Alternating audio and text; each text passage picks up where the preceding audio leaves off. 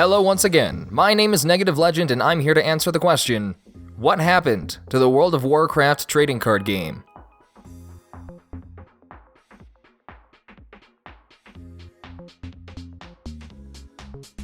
Negative, don't you mean Hearthstone? No, I don't. I mean Blizzard Entertainment had a printed, physical card game several years before the release of Hearthstone.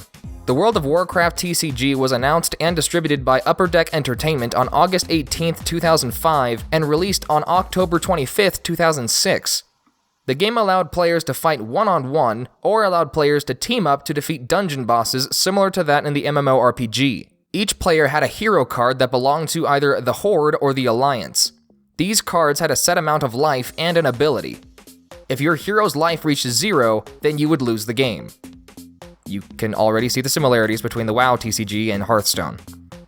Several mechanics and assets were reused for Hearthstone after the end of the World of Warcraft TCG. However, there have been outspoken fans who claim that Hearthstone is a simplified version of the World of Warcraft TCG, and that the World of Warcraft TCG was much more diverse in its gameplay. In the World of Warcraft TCG, each player had a deck with a minimum of 60 cards with no maximum amount of cards. Each deck is built around a specific hero. The game began with each player revealing his or her hero and drawing 7 cards. Each hero had an unprinted attack of 0, and weapon cards could be equipped to your hero if the conditions are met. The World of Warcraft TCG had every class that is in Hearthstone along with the addition of the Death Knight class. The game had a total of 8 card types, which are heroes, master heroes, weapons, armor, allies, abilities, quests, and locations. From Bradifer on Reddit, he states, "The WoW TCG is unique because the game is heavily interactive. The built-in resource system trades out mana flood/screws issues and instead gives the player meaningful choice for what card they want to permanently place as a resource. The fact that most quests draw even more cards means that games are usually quite interactive because getting into top deck mode takes significantly longer than some other TCGs. Since allies can trade directly in this game, abilities/equipment are really not necessary if you're playing a more aggressive deck. There have been a few aggro decks that were around 40 plus allies in the deck. Of course, abilities and equipment were very powerful and they determined the flavor of a lot of classes. Because instead of color like Magic the Gathering, the World of Warcraft TCG was divided between the different classes, how Hearthstone does it now. So every set, block, and rotation had a couple different directions you could go per class. One of the most notable parts of the World of Warcraft TCG was that there was a chance to open a pack and pull a loot card. These cards had a scratch-off code that could be used for content within the World of Warcraft MMORPG. These codes are still usable and are still being sold online. Here's an example of one with 4 bids on it that's reaching $500. This screenshot was taken in January of 2018. Around March of 2010, the distributor for the World of Warcraft TCG, Upper Deck, was caught in a counterfeit scandal with Konami Digital Entertainment. Upper Deck was caught counterfeiting Yu-Gi-Oh cards in Toys R Us locations, which caused a lawsuit from Konami. Konami eventually won, and Blizzard felt it would be unwise to trust Upper Deck. So they changed distributors to Cryptozoic, who is currently responsible for just about every board and card game Cartoon Network releases. Sort of a big deal on Reddit stated, "The things I missed most about the game were the ability to target allies directly for attacks, and not getting mana flooded or screwed. I still play Magic from time to time, and enjoy that system, but it was nice to have the diversity." The events Cryptozoic put out were really well done, and they definitely made it worthwhile coming. They had hotel blocks that if you booked, you'd get booster boxes and or loot cards for booking, and if you judged the events, you'd get some of the same. Both times I went to the events, Dark Moon Fair in Dallas and NACC in Vegas, I didn't end up paying a dime for flight or hotel from selling the loot cards I got. There are 2 theories about why the World of Warcraft TCG ceased production. The most common theory is that Blizzard wanted to focus their attention on Hearthstone, seeing as the dates of when the WoW TCG ceased and Hearthstone began align pretty well. Another theory given by Lee Gend on the World of Warcraft TCG Reddit said that Upper Deck had also printed counterfeit cards of the World of Warcraft TCG, and once players found out about this and discovered they were being sold fake cards, the trust in the game was irreversibly tarnished. The players stopped playing the game, and Blizzard felt it would be best to cease the game altogether. Blizzard released a final word on their website saying goodbye to the card game along with answering a few questions, which is linked in the description below. Now, that's all I have to say about what happened to the game. Now, I'm going to read the rest of the Reddit user Bradifer's comment for all the players who enjoy learning about the game state. There was a little disagreement about whether or not quest cards slowed the game down, and Reddit user Renoir2005 stated, "I agree with most of what has been shared in this thread. However, I may need clarification on how quests slowed the game. I played from Block 5 on competitively attending major events like Darkmoon and Realm qualifiers until the game ended. The game state at that time was extremely fast. Games were consistently ending between turn 4 or 5, and older players complained the game was too fast and control was not relevant. Rush decks were king the final 2 years of World of Warcraft TCG's run. Unless convinced otherwise, Quest didn't slow the game down. They became less useful, so players used less quests within the deck builds." Bradifer followed up by saying, "I'll agree with Renoir's point. I worded part of my post badly.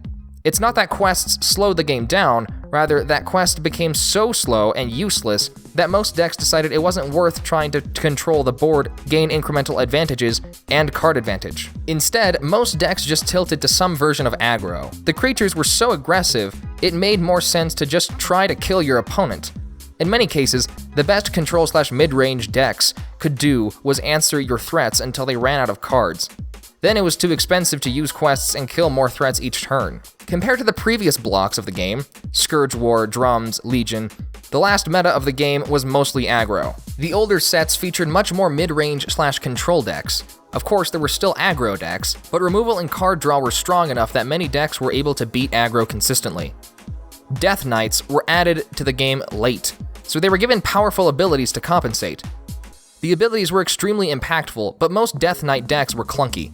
Their curve was usually lots of 3, 4, or 5 drops, so they didn't play very smooth until Monster DKs came out. Druids have had strong feral decks in the early World of Warcraft TCG days, but they eventually shifted towards solo-style decks, where they used abilities, equipment, and sometimes a master hero to grind opponents out. Druids had great ability, equipment/ally removal. Hunters were usually just bad decks. They had a few aggro decks that were powerful, but that's really most of what that class ended up doing. It lacked a reliable way to deal with ongoing abilities. Historically, mages were usually the overpowered class, at least in the older sets. They had interrupts similar to MTG counterspells. Play a late-game control deck that can't get mana screwed, and you can do something with bad cards in that matchup. Resource them. Paladins were like hunters, barely ever good. Previously, they used their equipment and abilities to win long games as they were control decks. When Scourge War rotated and the Worldbreaker set was all we had, Paladins went full aggro with the Grand Crusader deck. This marks the spot the game revolved heavily around aggro, and older players didn't like the game's new direction under lead designer Patrick Sullivan, famous burn player from MTG. Priests were usually split between shadow-based discard/damage decks and holy discard priest decks that used their abilities for removal, burn, self-healing, and saving their allies. Rogues were designed to use weapons, mostly daggers. They also had some of the best equipment destruction next to warriors. Rogues also had incredible discard rivaling the power of warlock discard. Rogue decks typically used powerful board clears versus aggro, discard versus control, and their weapons against everything to cause pressure, trade, and eventually kill. The above thread links to the Vorax burn deck that was very innovative and unique, but it lacked a reliable way to deal with ongoing abilities. Shaman started off aggressive and eventually shifted into mid-range/control. They had some incredible abilities. Check out the decks Spider Solitaire, Google Shaman Zaritha, and Spark Shaman. Warlocks were also pretty powerful because of their strong warlock allies, Hesriana, Sardok, Dreadsteed. Their discard, Eye of Kilrog, Lesson of the Nether, and universal removal, Banish to the Nether. Warriors were often solo decks that had no allies in them. Instead, the deck focused on building up a board of powerful equipment and using abilities to interact with your opponent or your own deck. but it lacked a reliable way to deal with ongoing abilities. That's everything for this video. I'd like to thank my patrons for supporting this channel. If you want to support this channel as well, then there's a link in the description to my Patreon. If you have any ideas about what you want me to cover next, then leave your suggestions in the comments below. I would also like to thank everyone who submitted to my Reddit post. Without all of your help, I would not have been able to make this video. I'll leave a link to the Reddit page in the description as well. I hope you enjoyed this video, stay beautiful, and keep playing.